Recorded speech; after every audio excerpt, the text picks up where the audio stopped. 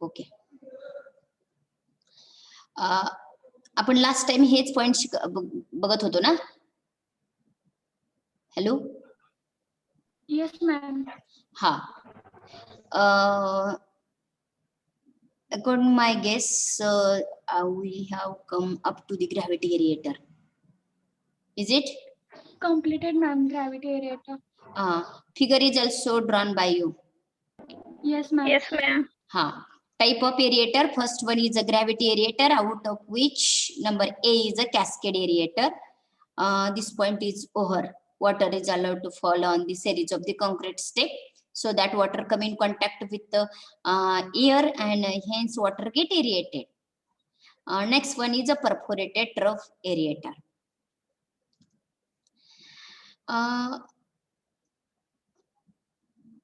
Perforated bottom. Perforation इथे शब्द लिहून घ्या. Perforation म्हणजे होल असणार. होल असणार. HOL होल असणार. आणि ट्रफ म्हणजे भांड. Trough.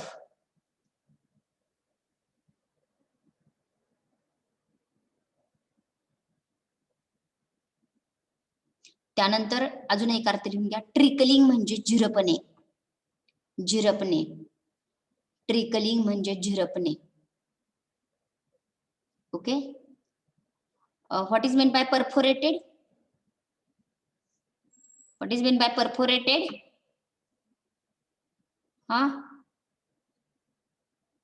What is meant by perforated? Hole असणारे. What is meant by trickling? Why are you not giving response? झिरपणे. आणि trough means भांडे. Okay. Here perforated bottom of trough means perforated bottom of trough. That means give the active response. Otherwise, I'm stopping the lecture. Bottom ला hole असणे. मराठीमध्ये नाही सांगितलं तरी चालतंय, but meaning English मध्ये जरी सांगितलं तरी चालतंय. Okay. Trickling bed of coke. What is mean by trickling bed of coke? Coke म्हणजे कोशाची बारीक भुकटी. What is mean by trickling bed of coke? What is mean by trickling bed of coke? एक काम करायचं. जर लक्ष द्यायचं असेल ना तर शिकायचं, नाही तर नाही शिकायचं. आपलं निवांत दुसरं काहीतरी काम करत बसायचं. करूच नका इंजिनिअरिंग. अजिबात असला रिस्पॉन्स नकोय. ऍक्टिव्ह पाहिजे रे. एकदम ऍक्टिव्ह पाहिजे. डलचा काहीच उपयोग नाही. तुमचं मला उत्तराची वाट बघत बसावं लागते. तुम्ही कधी उत्तर सांगताय ते. असं नकोय ना. लक्ष द्या ना. काही 2 जरी मुलं लक्ष देत असतील तर तेवढे तरी व्यवस्थित लक्ष द्या. बाकीच्यांना ज्यांना नाही द्यायचं त्यांना नाही देऊ द्या, कारण तुम्ही काय आमच्या समोर नाही. Okay. What is mean by trickling bed of coke? Trickling bed of coke. What is mean by trickling bed of coke? झिरपणारा सरफेस. झिरपणार त्याचं पसरलेलं जे कोक असतं, जे कोळसा असतो तो. आता मी इकडे फिगर कडे येते. हे जे भांड आहे ते म्हणजे perforated bottom of trough. Perforation bottom असणाऱ्या ट्रफ. आणि याच्यावरती काय पसरलेलं आहे? कोशाची पूड करून पसरलेली आहे त्याच्यावरती. म्हणून इथं लिहिलेलं आहे ट्रिकलिंग बेड ऑफ कोक. आणि त्यातून पाणी झिरपणार आहे. असं पूर्ण पसरलेलं आहे. आणि खूप खूप खूप खूप छोटेसे असे होल त्या ठेवलेले, ज्याच्यातून कोशाची जी भुकटी बनवलेली आहे ती खाली फक्त पाणी जावं, त्याची भुकटी जाऊ नये, त्याची जी पावडर बनवलेली ती जाऊ नये, अशा प्रकारे याची अरेंजमेंट केलेली असते. हे ट्रिकलिंग बेड ऑफ कोक ह्याला सपोर्ट कशाचा दिलाय? ते कशामध्ये ठेवलेलं आहे? आता आपण पाणी प्यायचं असेल तर पाण्याला कशाचा सपोर्ट देतो? ग्लासचा सपोर्ट देतो. पाणी प्यायचं असेल तर पाणी आपल्याला घ्यायचं असेल आपल्या टाकीतून तर त्याला कशाचा सपोर्ट देतो? ग्लासचा. तसा ह्या ट्रिकलिंग बेड ऑफ कोकला कशाचा सपोर्ट दिलेला आहे? परफोरेटेड बॉटम ऑफ ट्रफचा support. Perforated bottom. Are you getting? Perforated bottom of truck Yes, वरती ma'am. काय पसरलेलं आहे, ट्रिकलिंग बेड ऑफ कोक पसरलेला आहे.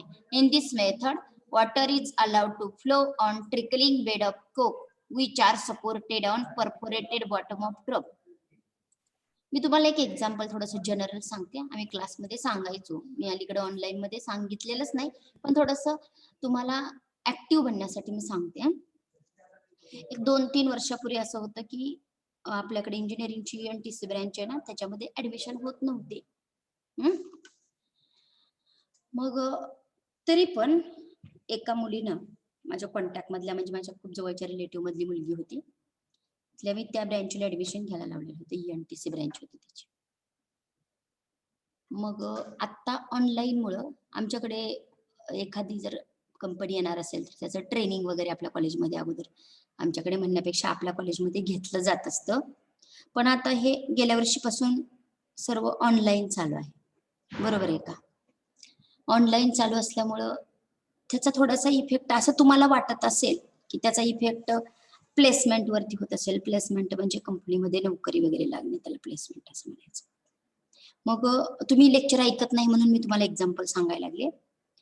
आणि मग जी ऑनलाईनच आहे, कुठं कॉलेजमध्ये प्लेसमेंट नाही, कुठं आपल्याला नोकरी लागणार आहे, असे म्हणून भरपूर जण बसलेले असतात, बरोबर आहे की नाही? ट्रेनिंग नाही, काय नाही. मी जे एक्झाम्पल सांगते त्या मुलीनं ऑनलाईन ट्रेनिंग केलं, ऑनलाईन ट्रेनिंग केलं आणि ऑनलाईन ट्रेनिंग मध्ये एक ते ट्रेनिंग कम्प्लीट झाल्यानंतर एका चांगल्या कंपनीचा इंटरव्ह्यू दिला तिनं. तर 6.5 लाख पॅकेज असणाऱ्या, पॅकेज दिलेल्या चांगल्या कंपनीमध्ये तिला सर्व्हिस लागलेली आहे. मी एक्झाम्पल का सांगितलं सांगा बरं? का सांगितलं? ऑनलाईन आहे म्हणून आपण दुर्लक्ष करतो म्हणून सांगितलं. जे आहे त्याला तर फेस करावंच लागणार आहे आपल्याला. ऑनलाईन आहे तर ते ऍक्सेप्ट करावंच लागणार आहे रियालिटी तुम्हाला. पण ह्याचा अर्थ असा नाही की तुम्ही लक्ष द्यायचं नाही, असं नाही ना. सगळेजण आपापल्या परीने चांगलं शिकवत असतात, किंवा नाही समजलं तरी सांगायचं. चांगले शिकवत असतात म्हणजे आम्ही स्वतःचा जास्त हे करणार नाही, गर्व करत बसणार नाही. पण आपल्या आपल्या परीने शिकवलं जातं. इच्छा असते की समोरून चांगला रिस्पॉन्स यावा. तुम्ही क्लासमध्ये बसलेला असलात ना, तर तुम्ही फक्त जर बोर्डकडे बघत असाल आणि तुमचं जर लक्ष दुसरीकडे असेल, तरी पण आम्ही लोक कॅच करू शकतो की फक्त हा बोर्डकडे बघतोय, पण त्याचं लक्ष दुसरीकडे आहे. पण आता सगळं नाविलाज असते. लक्षात आलं का? त्यामुळं रिस्पॉन्स पाहिजे, आणि रिस्पॉन्स दिला तरच तुम्हाला पण लेक्चर दिवसभर अटेंड करायचे असतात, तरच लेक्चर ऐकू वाटतील ना, नाहीतर तुम्हाला ते सुद्धा कंटाळवाणं होऊन जाईल. होते की नाही? रोजच्या रोज 4-4, 5-5 तास मोबाईलच्या समोर बसणं, ही गोष्ट तुमच्यासाठी कदाचित कंटाळवाणी असेल किंवा आमच्यासाठी पण असेल. पण थोडंसं ऍक्टिव्ह राहिलं ना, तर ती गोष्ट, कुठल्या पण गोष्टीमध्ये ऍक्टिव्ह राहिले तर मग ती गोष्ट कंटाळवाणी होत नसते. आनंद घ्यायला पाहिजे त्याच्यातून, हो की नाही? त्यामुळे ऑनलाईन आहे म्हणून दुर्लक्ष करायचं नाही. आपले आपले कन्सेप्ट इंजिनिअरिंगला जे लागतात ते तरी अंडरस्टँड करायला पाहिजेत ना तुम्हाला. कारण तुम्हाला डिग्री घ्यायची आणि त्या डिग्रीतून तुमचं लाईफ, तुमचं करिअर घडणार आहे त्याच्यामध्ये. आणि एवढं जर 2-3 वर्ष तुम्ही दुर्लक्ष केलं तर काहीच उपयोग होत नाही एवढे शिकून पण. कारण आपण कधी नर्सरी पासून आपल्या घरच्यांनी आपल्याला पाठवलेलं असतं स्कूलमध्ये, त्यावेळेस पासून आपण धडपडत असतो. असतंय की नाही? हॅलो? Yes ma'am. हा, ते त्यावेळेस पासून धडपडत असते. त्यामुळं थोड्यासाठी 2 वर्षासाठी आणि 3 वर्षासाठी स्वतःच्या करिअरची बर्बादी करून घ्यायची नाही. आता जर नाही तुम्हाला आवड निर्माण झाली ना, तुम्हाला परत सेकंड इयरला पण असंच वाटत असते. हॅबिट लागून जाते. एखादी गोष्ट जर दररोज तीच रिपीट होत असेल तर हॅबिट लागत असते की नाही?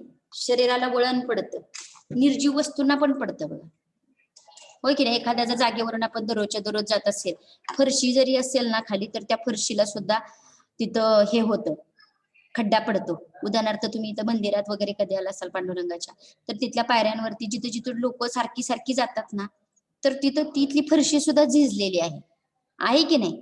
निर्जीव वस्तूमध्ये सुद्धा झीज होते. आपण तर सजीव आहे, एकदा सवय लागली की तशीच सवय लागून जाते. आणि एवढ्या 3 वर्ष की नाही, कुठल्या असल्या सवयी लागू द्यायच्या नाहीत. लक्ष द्यायचं म्हणजे द्यायचं, काय फरक पडते?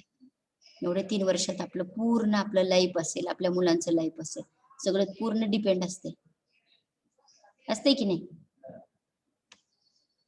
Yes ma'am. त्यामुळं जे करतील लेक्चर अटेंड, ज्याला करिअर व्यवस्थित करायचं ते करतील, नाही करतील. आपण काय कोणाला ओढून आणू शकत नाही. आणि घरच्यांना पण लक्षात येत नाही रे, घरच्यांना पण वाटतंय की बसलंय मोबाईल घेऊन म्हणजे करतंय लेक्चर अटेंड. त्यांना तरी बिचाऱ्यांना काय माहित असते. आणि त्यांचं दुःख की नाही ते आई वडील झाल्याशिवाय त्या तुमच्या वयातल्या मुलांना कळत पण नसते. आई वडील म्हणजे काय असते, त्यांच्या अपेक्षा काय असतात, काय करायचं असते त्यांच्यासाठी, आपल्या स्वतःसाठी आपण काय करायचं असते. ते तुमची चूक नसते, आपल्या एजची चूक असते. त्या एज मध्ये लक्षातच येत नसते. पण थोडं सावरायचं असतं आपलं आपण, हो की नाही. आता इथून पुढे चांगला रिस्पॉन्स द्यायचा. जे कळत नसेल ना तुम्हाला 100 वेळेस मीच काय सगळे शिक्षक समजावून सांगते. But response is necessary, attendance necessary. काय फरक पडते ऐकलं म्हणून. असं कुठं एकदम हाय पाय लेवलला इंग्लिश टू इंग्लिश चाललेलं असते. आपण सगळे ग्रामीण भागातले आहेत, आपले इंग्लिश कन्सिडर करूनच सगळ्या गोष्टी शिकवल्या जात असतात, हो की नाही. असं कोण आहे का ज्याचं अजिबातच समजलं जात नाही. आणि तुम्हाला फर्स्ट इयरला जो स्टाफ दिला जातो ते साधारण एक्सपिरियन्स असतात त्यांना, एक 8, 9, 10 वर्षाचे असं स्टाफ असतात. तुम्हाला साधारण का कोण आहे असं अजिबात समजत नाही आहे का. आणि तसं तुम्हाला ऑथॉरिटी पण आहे. एखाद्याचं समजत नसेल तर तुम्ही तुमच्या वर्ग शिक्षकांकडे वगैरे सांगू शकता, यांचं समजत नाही म्हणून वगैरे. लक्षात आलं का. त्यामुळं असं करायचं नाही नंतर. ऑनलाईन असलं तरी आपण आपलं एम, आपलं टार्गेट बाजूला सारायचं नाही. उलट त्याच्यातून पण भरपूर संधी असतात की नाही. लोक झोपलेली असताना तुम्हाला ससेशीन कासवाची गोष्ट माहिती आहे ना रे, माहिती आहे की Yes, नाही. ma'am. Yes, ज्यावेळेस ससा झोपी जातो त्यावेळेसच कासव पुढे जाते की नाही. कासवाकडे कॅपॅबिलिटी तरी असते का सशाला हरवायची. तशी ज्यावेळेस दुसरे सगळं जग शांत आहे त्यावेळेसच आपण पुढे जायचं असते, हो की नाही. ओके, आता लक्ष द्या. इथं आलेलं आपण वॉटर कुठे फॉल केलं जातं. ट्रिकलिंग म्हणजे झिरपणार. Trickling bed of coke. Water is allowed to fall on trickling bed of coke. Full stop. मी याचं मोठ्या वाक्याचं छोटं वाक्य बनवणार आहे. 2. Water is allowed to fall on trickling bed of coke. Next लाईनला द्यायचं. This trickling bed of coke is supported by perforated bottom of trough. Perforated bottom of the trough. Are you getting?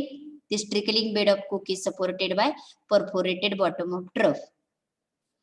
Water is allowed to trickle from the water कसं trickle होतं, कसं जिरपत जातं, top to bottom. Water कसं जिरपत जातं, कसं trickle होत जातं, कसं जिरपत जातं. इथून जिरपायला चालू होतं, खालीपर्यंत जातं, इथपर्यंत टॉप टू बॉटम. त्या ट्रिकलिंग बेडच्या टॉप टू बॉटमला जातं जिरपत. इथं लिहिलेलं आहे बघा, टॉप टू दी बॉटम. कुठल्या फोर्सने, कुठलं फोर्स आहे वरून खाली येणार, ग्रॅव्हिटेशनल फोर्स. हा. ड्युरिंग दिस डाऊनवर्ड जर्नी, याची ही डाऊनवर्ड जर्नी असताना वॉटर कशामध्ये मिक्स होतं, एअर मध्ये. And water take aeration of water is takes place. वॉटरचं काय होतं, एरिएशन होतं. Hence aeration of water is takes place. अजून एकदा फास्ट सांगते, तुम्ही सांगा बरं. इथलं जाऊ दे, इथले वाक्य तुम्ही सांगा बरं. Water is allowed to fall on trickling bed of coke. This trickling bed of coke is supported on perforated bottom of trough. water is trickle from top to the bottom Bottom.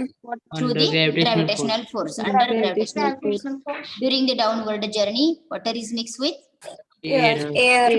Aeration takes place. aeration takes place. Are you getting? Write down this point. हे point लिहायचा, figure काढायची. आणि तुम्ही झाल्यानंतर शांत बसताय. माझी request आहे, झाल्यानंतर शांत बसायचं नाही, लगेच सांगायचं मॅडम झालं म्हणून. लगेच पुढचं पण झालंय मॅम, कालच झालंय. हे लिहून घेतलंय. Yes ma'am. No, ma'am. Diagram No, काढली ma'am. असती. डायग्राम बरं, डायग्राम काढा मग. झालं की सांगा मात्र.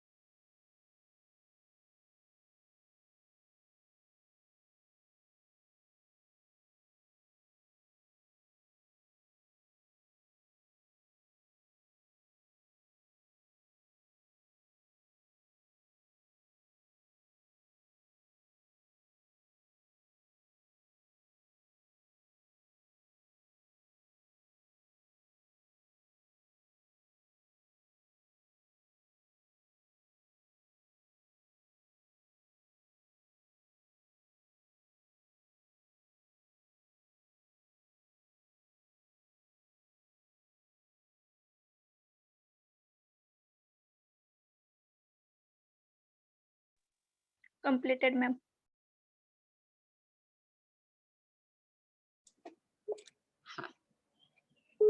तुम्ही सांगा बरं मला हा पॉइंट वाचून, कोण कोण सांगते मला 2-3 वाक्य पाहिजे. हे स्प्रे आहे, आपण बघितलीत की स्प्रे गार्डन मध्ये वगैरे असतात. हे छोटे छोटे नोझल्स म्हणजे छोटे होल आहे त्याच्यातून पाणी फवारलं जाते. तुम्ही वाचायचं आणि मला सांगायचं पटकन.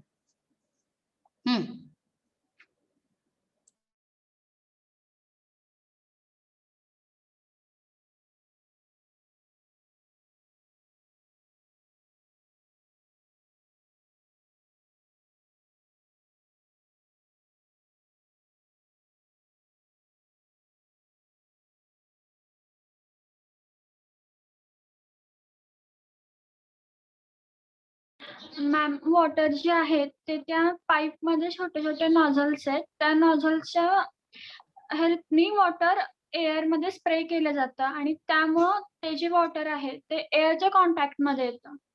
आणि ओके, ब्रिंकलिंग मीन्स का? What is mean by sprinkling? Circular motion. Okay, whirling. Okay, circular motion. Do you have anyone have any problem? कोणाला काय अडचण आहे का? In this method, water is sprayed through the stationary and moving nozzle. What is mean by stationary or moving nozzles? कधी कधी spray सरळ line मध्ये असतात, एकाच म्हणजे ते फिरत नाहीत.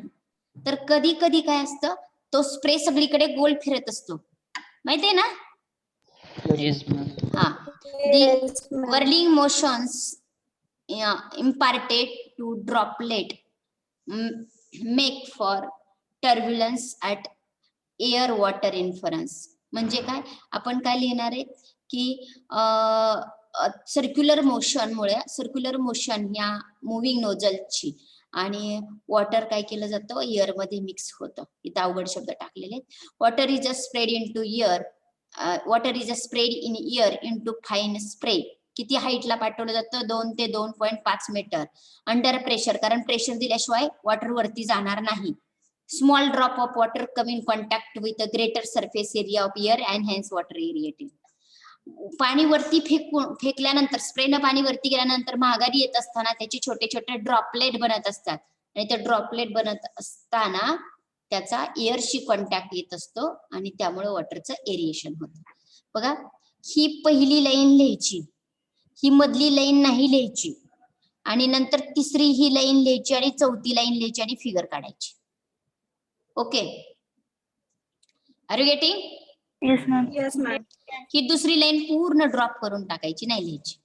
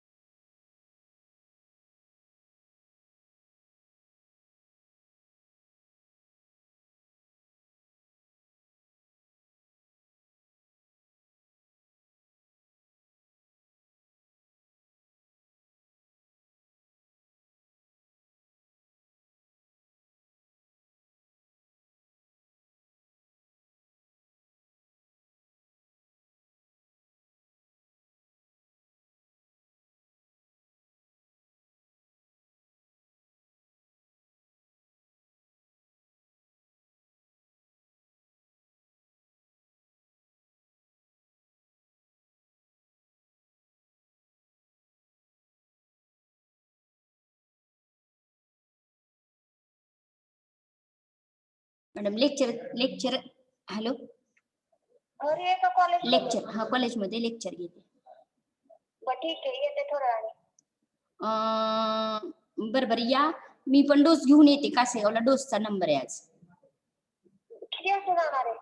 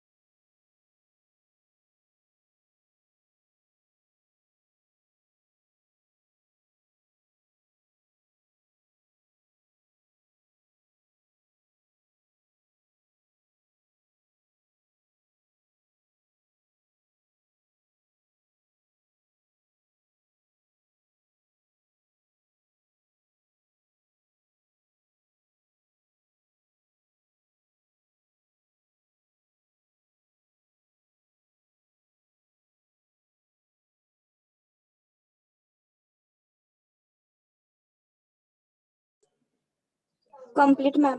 ओके, सांगत जावा की रे. Okay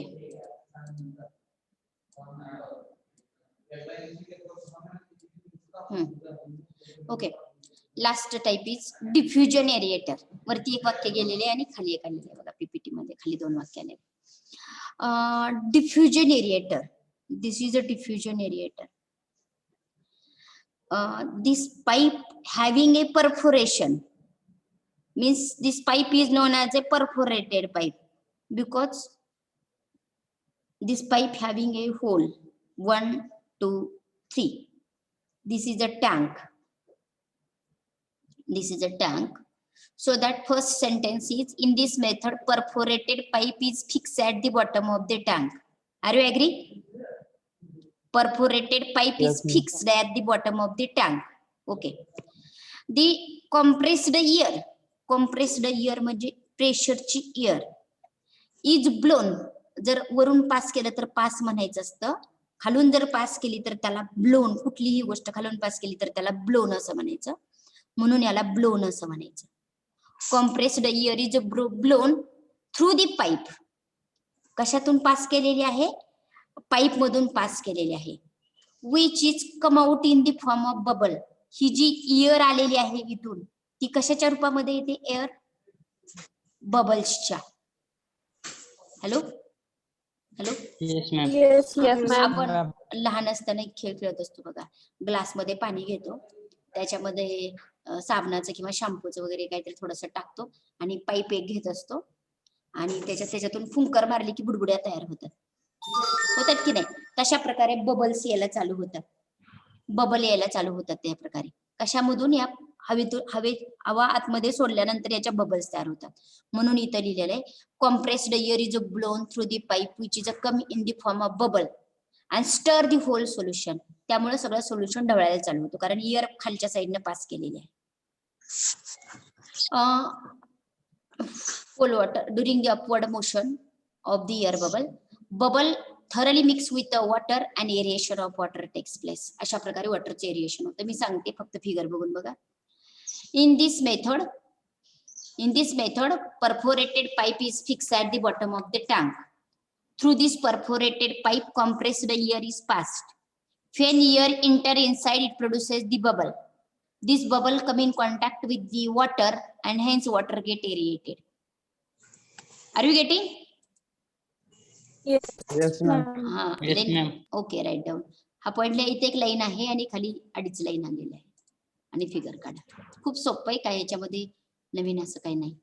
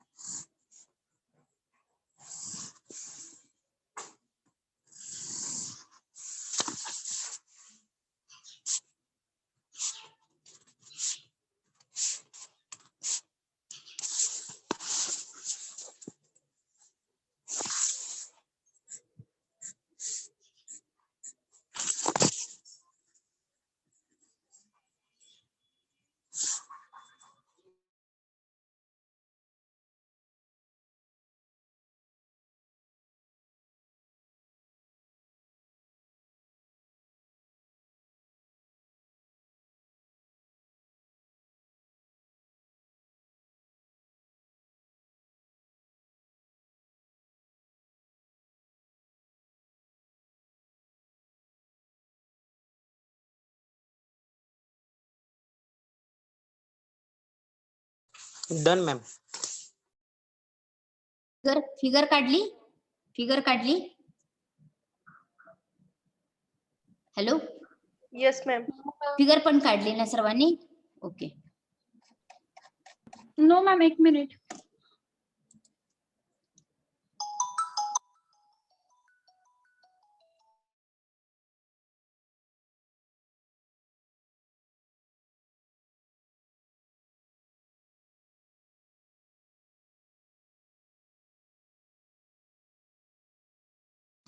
over. Yes ma'am, over. Then what are the type of aerator? What are the type of aerator? You me name only. Gravity aerator, Cascade aerator. cascade aerator, perforated trap aerator, Trap aerator, spray aerator, diffusion and aerator. diffusion aerator. What is the main function of aeration? To mix which gas is absorbed by the water? Oxygen. Oxygen. Okay. Which gas is removed? CO2. CO2, H2S gas is H2S. removed. Okay. Last point of this. Last नाही अजून आहे. Okay. Write down heading. आपल्या syllabus मध्ये आहे का बघा हे sedimentation with कोएग्युलेशन आणि आपण कुठपर्यंत आलेलो आहे ते पण बघा.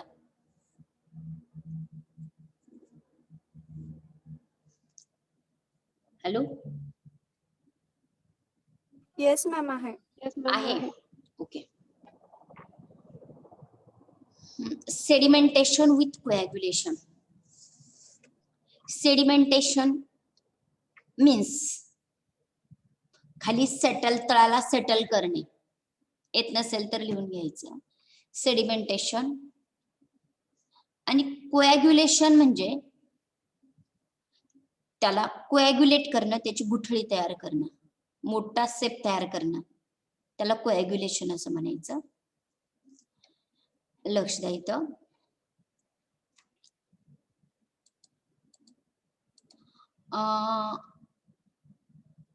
मी एक एक्झाम्पल सांगते तुम्हाला. दुधाचं दही बनवत असताना दुधामध्ये जर पाणी असेल तर दही बनल्यानंतर ते पाणी बाजूला सरकतं, बरोबर आहे की नाही?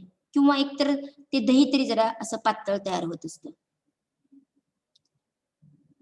हो की नाही? Yes ma'am. Yes, ma'am.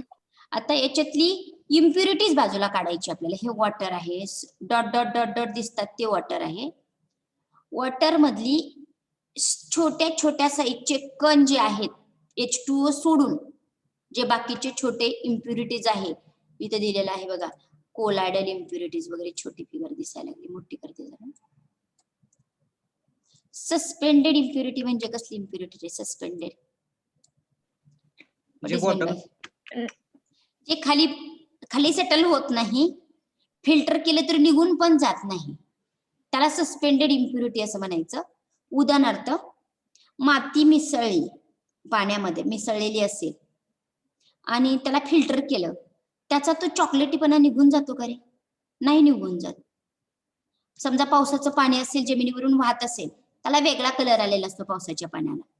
त्याला फिल्टर पेपर मधून आपल्या गाळणीतून गाळलं, त्याचा तो चॉकलेटीपणा निघून जातो का?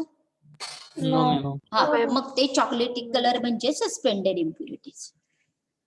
चॉकलेटी कलर म्हणजे सस्पेंडेड इम्प्युरिटीज. नीट ऐकायचं आता.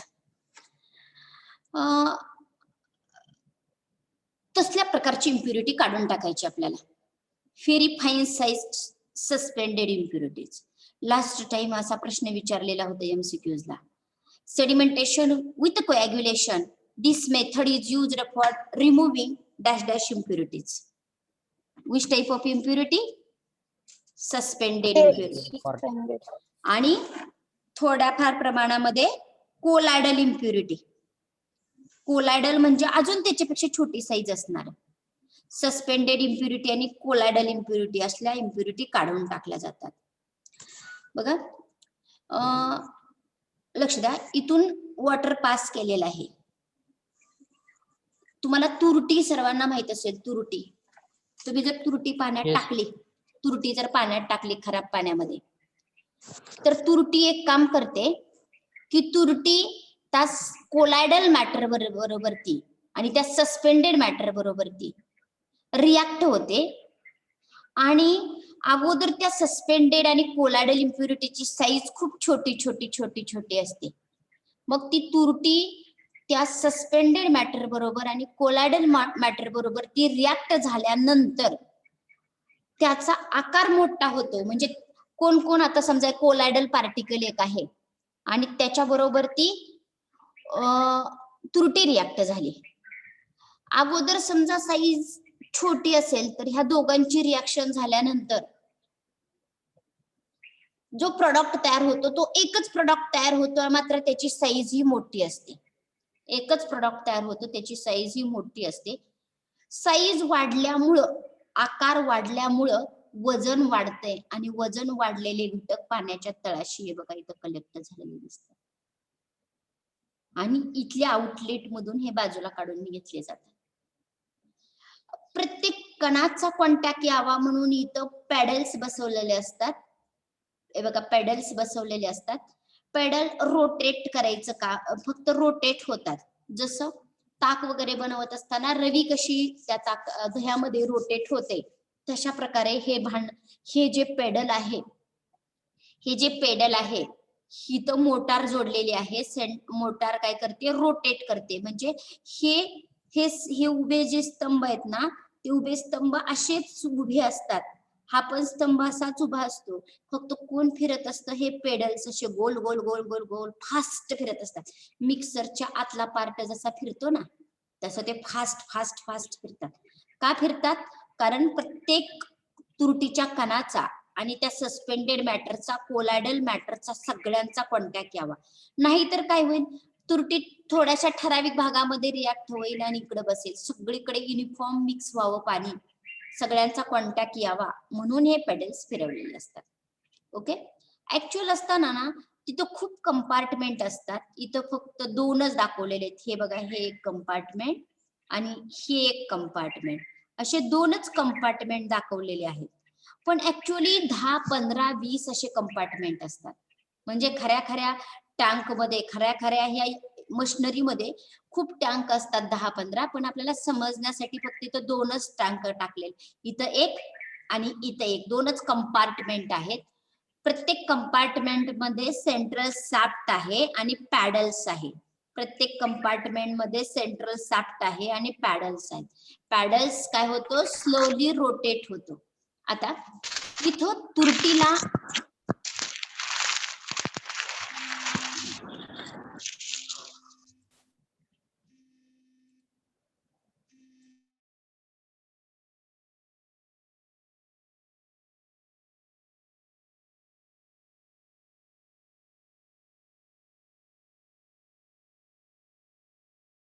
हॅलो, मग हे पॅडल्स काय होतात, रोटेट होत असतात.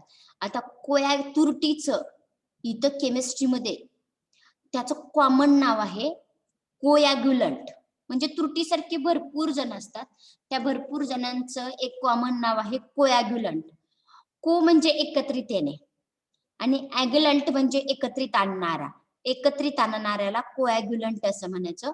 कोणाला एकत्रित आणतोय, ह्या सस्पेंडेड इम्प्युरिटीला आणि कोलायडल इम्प्युरिटीला एकत्रित आणतो तो.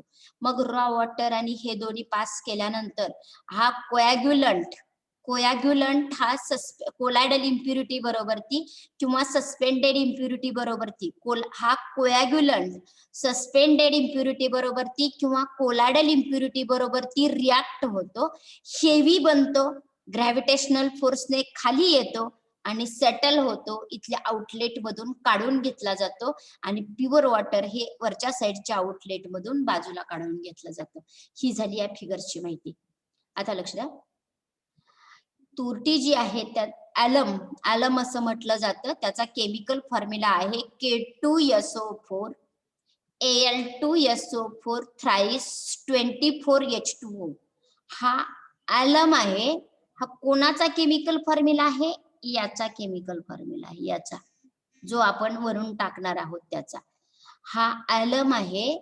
याचा chemical formula K2SO4 Al2SO4 thrice 24H2O हा ऍलम आहे, ह्या इथं टाकला जातो. मग ज्यावेळेस तो पाण्यामध्ये जातो त्यावेळेस तो Al+++ आयन बाहेर टाकतो. म्हणजे ह्या सगळ्यापासून की नाही Al++ आयन फास्ट बाहेर पडतात ह्याच्यापासून. याच्यापासून Al+++ आयन बाहेर पडत असतात. इथं बघा Al+++ आयन. आणि जे आपले कोलायडल पार्टिकल असतात की नाही पाण्यामध्ये, सस्पेंडेड पार्टिकल आणि कोलायडल पार्टिकल असतात ना, त्यांना निसर्गताच निगेटिव्ह चार्ज असतो. त्यांना निसर्गताच निगेटिव्ह चार्ज असतो. ह्या ऍलमचे हे प्लस आपल्या कोलायडल पार्टिकलच्या किंवा सस्पेंडेड पार्टिकलच्या निगेटिव्ह बरोबर रिॲक्ट होतात. कशा बरोबर रिॲक्ट होतात? निगेटिव्ह बरोबर ती रिॲक्ट होतात. आता बघा हा Al++ आणि कोलायडल पार्टिकलचा मायनस हे दोघं कंबाईन झाल्यानंतर काय तयार होणार आहे? एक न्यूट्रल असा मॉलिक्यूल तयार होतो, मोठा मॉलिक्यूल तयार होतो, न्यूट्रल मॉलिक्यूल तयार होतो. आणि भरपूर न्यूट्रल मॉलिक्यूल एकत्रित येतात. भरपूर न्यूट्रल मॉलिक्यूल एकत्रित येतात कारण ते जिलॅटिनस असतात, चिकट असतात. मग भरपूर न्यूट्रल मॉलिक्यूल एकत्रित येतात, त्यांचं वजन वाढतं आणि मग ते खाली तळाशी सेटल होत असतात. आता मी काही प्रश्न विचारते. जो कोॲग्युलंट आहे त्याचा केमिकल फॉर्म्युला सांगा मला. What is chemical formula of coagulant? K2SO4 Al2SO4 okay good. तो पाण्यामध्ये टाकल्यानंतर कोणती आयन देतो? Al++. हा. आता कोलायडल पार्टिकलला कोणता चार्ज असतो? निगेटिव्ह. निगेटिव्ह. तो कोलायडल पार्टिकल निगेटिव्ह चार्ज वाला कोलायडल पार्टिकल कोणाशी रिॲक्ट होतो? Al++. Al++ शी. आणि त्याच्यापासून काय तयार होतं? न्यूट्रल मॉलिक्यूल तयार होतो. Neutral molecule. आणि भरपूर न्यूट्रल मॉलिक्यूल काय येतात? एकत्रित येतात. Neutral particle come close to each other. आणि त्याचं रूपांतर कशामध्ये होतं? भरपूर जण एकत्रित आल्यानंतर त्याचं रूपांतर कशामध्ये होतं? बिगर मध्ये होतं. आणि आता बिगर झाल्यानंतर त्याचं वजन वाढलं. वजन वाढल्यानंतर ग्रॅव्हिटेशनल फोर्सने काय होणार? ते सेटल होणार. लक्षात आलं का तुमच्या? सेटल होणार आणि ते ह्या आउटलेट मधून बाजूला काढून घेणार. Are you getting? Yes, ma'am. Is colloidal particle carries any charge? Yes or no? No. अरे कोलायडल पार्टिकल आहे की चार्ज ऑलरेडी? Yes, नंतर गेलाय. negative. Is Yes, ma'am. Okay. Colloidal particle react with whom? Al++. Al+. They are converted into Neutral. neutral molecules. Large number of neutral molecules are Close Come close to each other. They become Bigger particle. आणि they are settled down. हे एक example झालं. दुसरं example दुसरं example हे सांगितले second mechanism. फेन aluminium sulphate ह्याच्या ऐवजी म्हणजे ह्या ऍलमच्या ऐवजी तुम्ही फक्त एवढं पण ऍड करू शकता. तुम्हाला मगाशी शंका आली असेल मग अल्युमिनियमच एकटा पाहिजे तर एवढं सगळं घेण्याची काय गरज आहे असं वाटलं असेल तुम्हाला. मग हे पण दुसरं एक्झाम्पल आहे. Al2SO4 थ्राईस फक्त केमिकल Al2SO4 थ्राईस म्हणजे K2SO4 नसताना आणि 24H2O नसताना फक्त बघा इथं Al2SO4 थ्राईस हे केमिकल आहे. वॉटरच्या कॉन्टॅक्ट मध्ये आलं. वॉटरच्या कॉन्टॅक्ट मध्ये आल्यानंतर याची आणि वॉटरची पण रिॲक्शन होते. हे जर नाही आयोनाइज झालं तर याची आणि वॉटरची रिॲक्शन होते आणि अशा प्रकारचा AlOH थ्राईस असा मोठा मॉलिक्यूल तयार होतो आणि तयार झालेला हा मॉलिक्यूल हा खाली सेटल होत असतो. आणि हा जो मॉलिक्यूल आहे ना तो चिकट असतो. तो एक मॉलिक्यूल दुसऱ्या मॉलिक्यूलला चिटकतो, हेवियर बनतो आणि खाली सेटल होत असतो. Are you getting? आता इथं बघूया. Plant consist of number of compartment but in diagram only two are shown. Actual plant मध्ये खूप खूप कंपार्टमेंट असतात, पण इथं फक्त आपल्याला 2च दिसतात. दिस compartment pedals R rotated slowly. ह्या कंपार्टमेंट मध्ये काय होतं, हे पॅडल्स काय होतात, रोटेट होत असतात. बाय मोटार, आपण त्याला रोटेट करत बसवायचं नाही, मोटार मशीन बसवलेली असते, ती मशीन ऑटोमॅटिक याला रोटेट करत असते. This provide the gentle contact between coagulant and water. जो आपण इथून ऍड केलेला आहे त्याचा आणि वॉटरचा कॉन्टॅक्ट होत असतो. Coagulant are generally added in the form of solution. सोल्युशनच्या रूपामध्ये ऍड केला जातो, म्हणजे पावडर टाकायची नाही, तुरटी पाण्यामध्ये मिक्स करायची, नंतर मग टाकायची. असं coagulant are generally added in solution form. सोल्युशनच्या स्वरूपामध्ये टाकला जातो. Properly mixed water is then sedimented. मग व्यवस्थित जे सेटल होतं, जे ते बाजूला काढून घेतले जातात आणि सेडिमेंटेड वॉटर काय केलं जातं, बाजूला काढून घेतलं जातं. अरे गेटिंग. आता इथलं पहिला पार्ट डेफिनेशन बघू. The treatment of water with a reagent so as to remove the colloidal as well as coarse dispersed impurity by precipitation. Coagulation म्हणजे काय, ही सेडिमेंटेशन नव्हे, कोॲग्युलेशन म्हणजे काय, कशाबरोबर ती रिॲक्शन करायची. कोॲग्युलेशन म्हणजे काय, दुधाचं दही बनणं हे कोॲग्युलेशन झालं. दुधाचं दही बनणं हे कोॲग्युलेशन झालं. त्याच्यामध्ये विरजण वगैरे टाकल्याशिवाय कोॲग्युलेशन होत नसतं. मग विरजण हा शब्द म्हणजे इथं काय झाला, रिएजंट. आणि मिल्क म्हणजे काय, इथं वॉटर. मिल्क म्हणजे इथलं काय, वॉटर. आणि रिएजंट म्हणजे काय, विरजण. आता बघा, ट्रीटमेंट ऑफ मिल्क विथ, आपण मला माहित नाही विरजणला इंग्लिश मध्ये काय म्हणतात. Treatment of milk with reagent म्हणजे काय माहितीये तुम्हाला, so as to remove colloidal as well as coarse dispersed impurity by precipitation. आता वॉटर मध्ये कोणता कोॲग्युलंट टाकला, तुरटी वगैरे टाकलेला आहे. Treatment of water with a coagulant so as to remove the colloidal as well as suspended impurity म्हणा. Coarse डिस्पर्सला सस्पेंडेड म्हणायचं. As well as suspended impurity कुठल्या प्रोसेसनं, प्रिसिपिटेशन. बरोबर आहे ना, त्याची मोठी साईज होऊन खाली सेटल होत आहे, त्यालाच प्रिसिपिटेशन म्हणायचं. ही झाली कोॲग्युलेशनची definition. Very fine suspended particle cannot remove by sedimentation. आपण जर पाणी किती जरी वेळ स्थिर ठेवलं, 1-2-4 तास, तरी पण सस्पेंडेड पार्टिकल रिमूव्ह होत नाही. This difficulty can be overcome by small particle of coagulant are converted into larger one. छोट्या पार्टिकलचं रूपांतर कशामध्ये केलं जातं, मोठ्यामध्ये केलं जातं. For this purpose certain chemical known as a coagulant are added to water. Coagulant हा वॉटर मध्ये ऍड केला जातो and mixed thoroughly before the sedimentation. आणि तो व्यवस्थित मिक्स केला जात असतो. Are you getting? Are you getting? Yes, ma'am. व्यवस्थित समजलं ना? ओके. लिहिता इथपर्यंत लिहा, मी तुम्हाला इथनं पुढचं सोपं करून देते. अजून इथपर्यंत लिहा, FeSO पर्यंत. नाही, अल्युमिनियम सल्फेट पर्यंत. There are 2 mechanism. इथं आले की मला सांगा.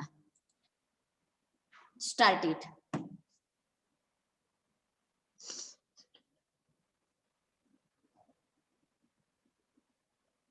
मॅम ते व्हेरीफाईन पासून सुरू करायचं का? हो, व्हेरीफाईन पासून चालू करा. कुठपर्यंत? इथपर्यंत. कर्सर दिसतंय ना रे, कर्सर पर्यंत करा.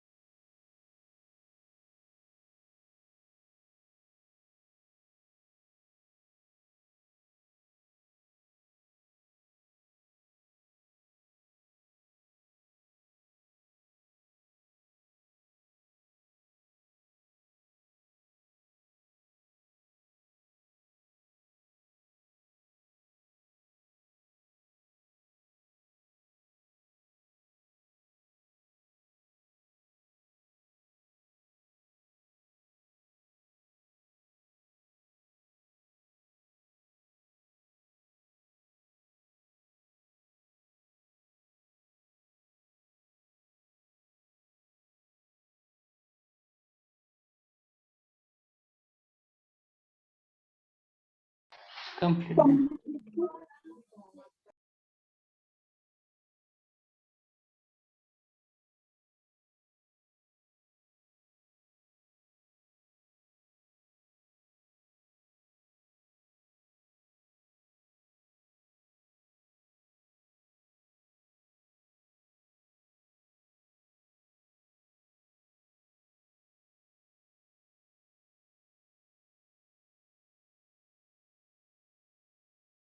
मॅम आवाज येत नाही.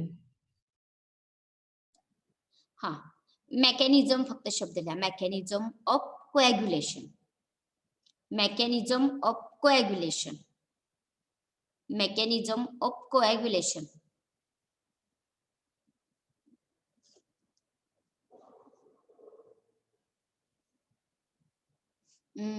लिहून होणार नाही असं मला वाटतंय, कारण पुढच्या लेक्चरला तुम्हाला लेट होईल. एक 2-3 मिनिटाचं सत्र झालं असतं. फिगर काढायची, डिस्क्रिप्शन लिहायचे, अजून इथं खाली पण लाईन आहे. आज आपण थांबूया तिथेच. ओके. ओके.